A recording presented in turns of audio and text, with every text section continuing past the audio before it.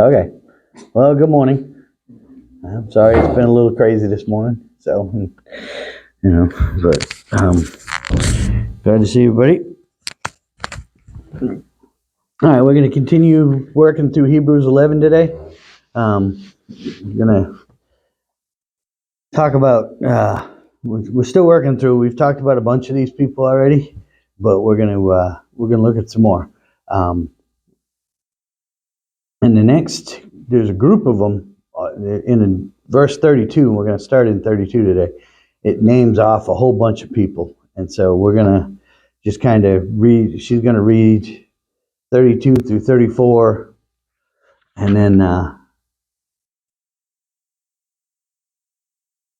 then we'll kind of talk about some of these people, not just guys, some of these people individually. So, okay, so go ahead. And what more shall I say? For time would fail me to tell of Gideon and Barak and Samson and Jephthah, also of David and Samuel and the prophets, who through faith subdued kingdoms, worked righteousness, obtained promises, stopped the mouths of lions, quenched the violence of fire, escaped the edge of the sword, out of weakness were made strong, became vigilant in battle, turned to flight the armies of the aliens. Okay. All right. So it sounds like these guys were busy. Mm-hmm. So, okay. But, all right. So, first one he mentions here is Gideon. Anybody know the story of Gideon? I get this just a little Okay. Well, there you go. You might learn something today then. Look at that. Okay. Well, back in Judges, he was one of the judges that's talked about in the book of Judges. Okay.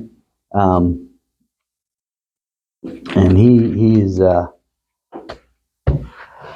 what happens is that after they come into the land and settled and everything, the nation of Israel would go along for a while and they would be serving the Lord. And then they would get away from serving the Lord, and they would get away from it and turn away from God, and God would a lot of times turn them over to another nation to come in and invade them and take over part of their nation, part of them and stuff, or there would be lots of issues and whatever and stuff, and then they would repent, or God would raise up a judge to kind of rule them, because they would cry out to God like they did in Egypt. They would cry out to God. God would raise up a judge. The judge would come in and kind of act as a king or president or a ruler or whatever. But he was a judge. He tried, and a lot of times he was a military person, him or whatever. And there was some women ones too. There was one, Deborah, that when we talk about Barak, we'll talk about Deborah as well. But Gideon was one of those judges, and then they would get back right for a while, and then that judge would pass away, and then the Israel would turn again and just go, and this cycle went on for a long time, probably centuries and stuff. And so this is Gideon is one of the judges, okay, and he is he's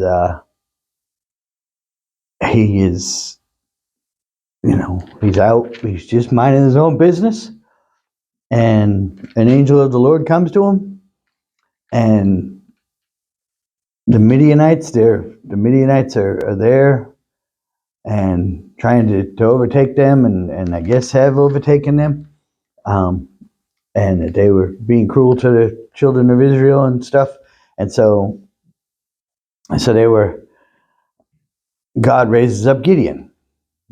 Well, Gideon asked for a sign. He doesn't. He wants to know that this is God. So have you heard about the fleece? Putting the fleece out? No? Okay. He puts out a fleece. It's not sweatshirt or something now, like what we would know fleece to be. So this would be it's like wool though. It's Sheep. yeah, right. He puts out a bit of wool or whatever. And he puts it out on the ground and he tells the angel. He says, "Okay."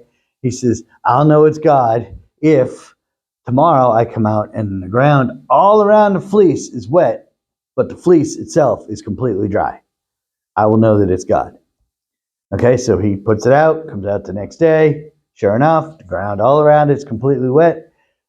The fleece is dry. So he says, "Okay, God, I see that, but now I'm going to put the fleece out, and I want the ground around it to be dry and the fleece to be completely wet. And then I'll know it's really you." And so he did that. And sure enough, comes out the next day, and there it is. Ground's dry, fleece is wet, so he knows it's God. All right? So, why doesn't it seem like a lack of faith to some people? Yeah? Yeah? Absolutely. Yeah. But don't we do that? Especially the second time. Yeah. But don't we do that? Don't we question? Second question. Yeah, the second, exactly. Exactly. There you go. Yeah. I mean, and stuff, but we do the exact same thing sometimes. It's like, God, I really feel like, I think this is what you want me to do, but, I need a sign. I need something. Show me something. Reveal something to me. Don't we ask for a sign? We did. We even question ourselves, about things normal on a day-to-day basis. Yeah. Yeah. Yeah. Yep. Exactly. I So, told somebody just the other day, I don't even remember what we were talking about, but I said, I believe in signs, so I do look for them. Mhm. Right. So, okay. And so he's asking for the sign, but he asked for two. At one time, basically. Yeah, right. And then after that, he says, "Okay, God, this is what you want, no problem." So God wants him to go defeat the Midian army. So Gideon goes out and starts raising up, gets all the fighting men, gets them all together, and comes out. He's got all these people, right? And he's got over 22,000 fighting men. All right, he's got a lot more actually. He's got a ton. Um, but and God tells him, at least he's listening to God now and not asking for all these signs every time. But God tells him, "No, there's too many men. You got too many men. You don't need this." Now the Midian army is huge, just ridiculously huge, and he's got a bunch of men. He's got a ton, bunch of guys will go fight. God says, "Nope." He says, "Whoever is timid or afraid may leave this mountain and go home," is what Gideon has to tell the guys. So 22,000 of the men leave and go home, leaving only 10,000 who were willing to fight. So I guess he started out with about 32,000. Okay?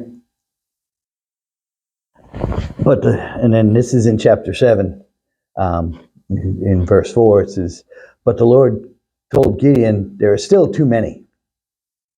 It's only got 10,000 now, and the Midianite army is probably, 50,000 or more, probably. He says, "There are still too many men. Bring them down to the spring, and I will test them to determine who will go with you and who will not." When Gideon took the warriors down to the water, the Lord told him, "Divide the men into two groups. The one group who puts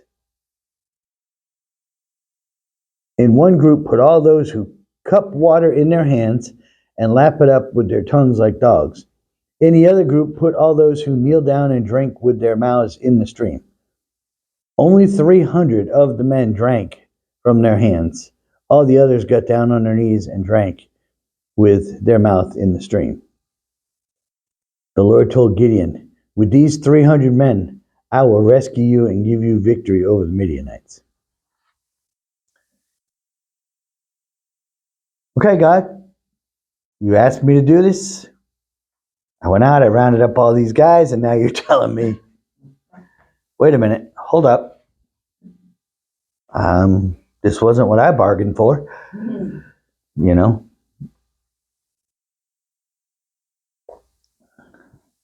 Goes into battle with 300 men and really doesn't even go into battle. God takes care of him so much, but he sends the rest home. Okay, God, you want just 300, then fine. Right? Sends the rest home. Tells them they can go home. No problem. Then Gideon's concerned because they don't have a whole lot of weapons and everything left.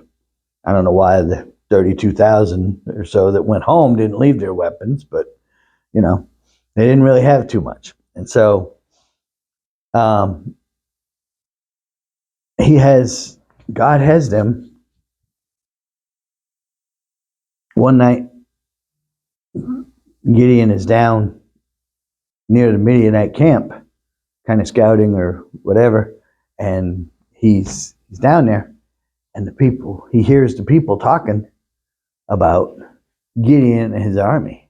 Here's the Midianites talking about him and how scared they were. And this gave Gideon confidence. And so he follows what God says. So, oh, right, he heard the dream. Okay. Get up, for the Lord is giving you the victory. And this is verse 15. Over the Midianites. He divided the 300 men into 3 groups, gave each man a ram's horn and a clay jar with a torch in it. Doesn't sound like a whole lot of stuff to fight with. No. Then he said to them, keep your eyes on me. When I come up to the edge of the camp, do just as I do. As soon as I and those with me blow the ram's horns, blow your horns too, all around the entire camp, and shout for the Lord and for Gideon. It was just about midnight, after the changing of the guard, and Gideon with 100 men with him reached the edge of the Midianite camp. Suddenly they blew the ram's horns and broke the clay jars. Then all 3 groups blew their horns and broke the jars. They had blazing torches in their left hands and their horns in the right hands. And they all shouted, a sword for the Lord and for Gideon. Each man stood at his position around the camp and watched as the Midianites rushed around in panic, shouting as they ran to escape. When all 300 Israelites blew the ram's horns, the Lord caused the warriors of the camp to fight against each other and with their swords. Those who were not killed fled to places as far as Beth Shittath near Zoran and to the border of Abel Metholah near Tabith. Then Gideon sent for the warriors of Naphtali, Asher, and Manasseh, who joined in chasing the army of Midian. Gideon sent messengers throughout the hill country of Ephraim, saying, come down to seek to attack the Midianites, cut them off at the shallow crossing of the Jordan through Beth Barah, so that the men of Ephraim did as they were told, and they captured Oleb and Zeb, the 2 Midianite commanders, killing Oleb at the rock of Oleb and Zebram at the winepress of Zeb, and they continued to chase the Midianites. Afterwards, the Lord brought the heads of Oleb and Zeb to Gideon, who was by the Jordan River. So they caused a commotion, and God caused the Midianites to fight amongst themselves and kill each other, basically.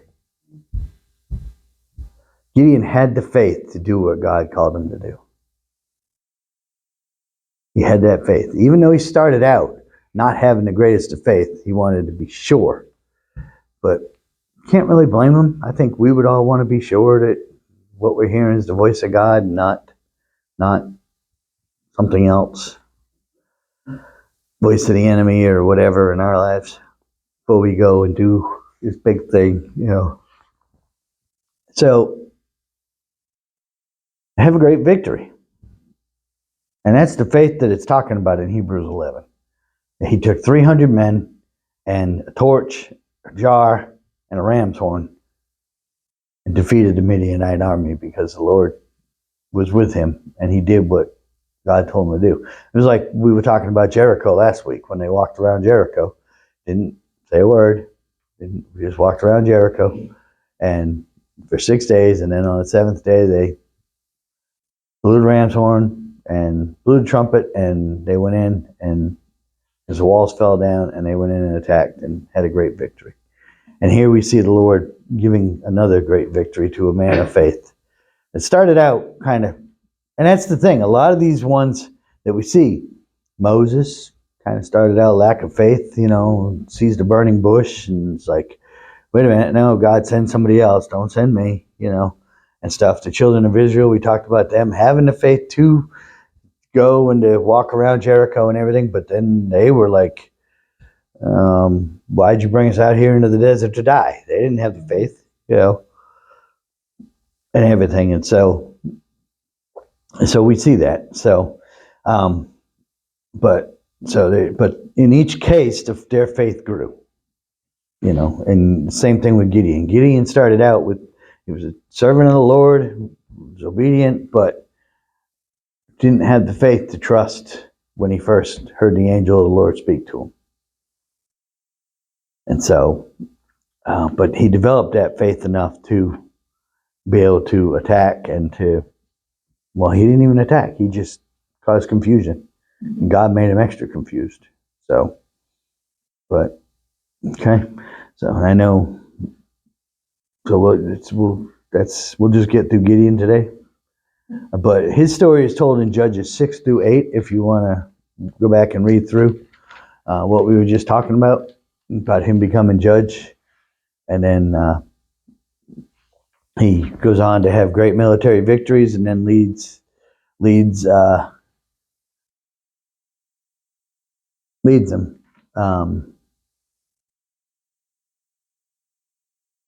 He gets returned. He gets good night. Okay.